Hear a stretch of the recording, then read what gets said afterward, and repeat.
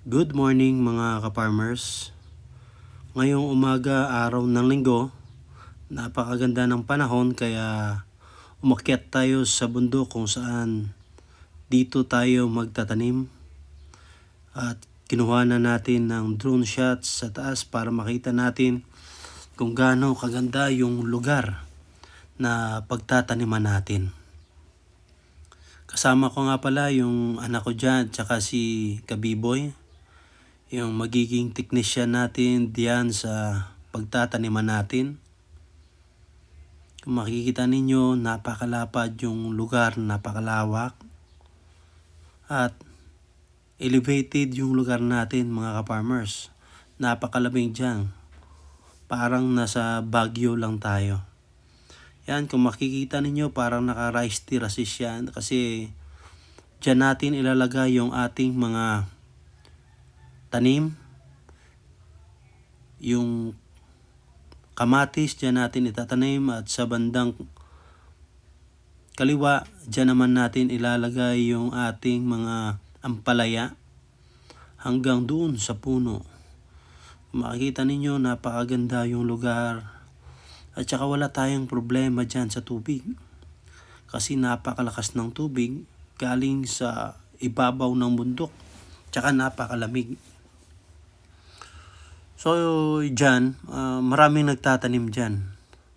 Tatanim ng mga gulay at the same time nagtatanim sila ng mga bulaklak kung saan dinadala nila sa iba't ibang lugar dito sa Negros, Iloilo, Romblon. Abot pa yung produkto ng bulaklak sa mga lugar na yan. Ngayon yung mga tao dito nagtatanim na rin ng mga gulay. Kaya dito nagtanim na rin tayo kasi nakita natin na napakaganda ng produkto ng gulay dito ngayon sa bundok. Diyan makikita ninyo yung city sa baba. Tsaka balik tayo dito sa farm natin.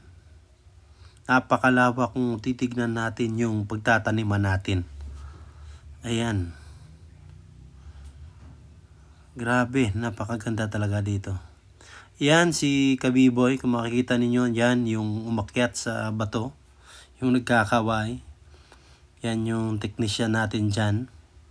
Sa likuran niya, naandyan yung tubig, napakalakas na tubig na andyan.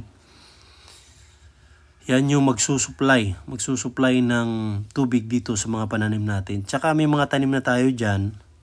May mga papaya na tayo dyan, tsaka mga kalamansi. Yung kalamansi natin sa ngayon, kinukuha na natin ng produkto yan at tsaka yung papaya natin. So makita nyo yan, yung anak ko nakaupo dyan, siyang nagpapalipad. Tapos si Kabiboy na andon, yung nakikita nyo mga kawayan dyan, bali tatanggalin natin yan para gamitin sa paggagawa ng mga poste ng ampalaya natin. Yan sa kabila nakita nyo may bundok doon. Then dito sa oras na to nagsigana kami ng mga damo para malinisan na natin yung area kung saan dito itatanim natin yung talong.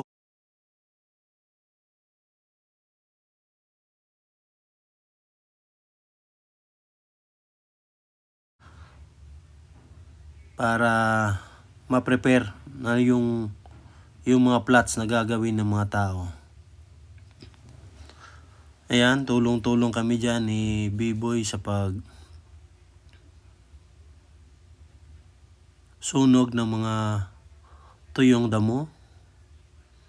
Kung nakuhanan ko yan ng drone shot noon, talagang masukal yan.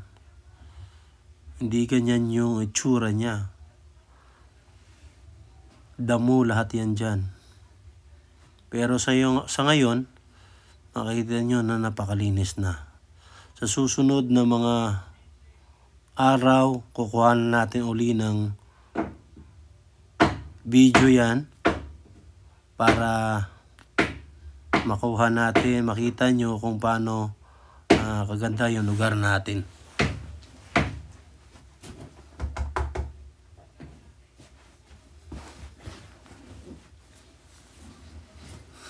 Yan, nag-uusap kami dyan kung paano yung mga plano na gagawin namin sa area na yan. Tapos dyan sa portion na dyan, pinababa na nung anak ko yung drone.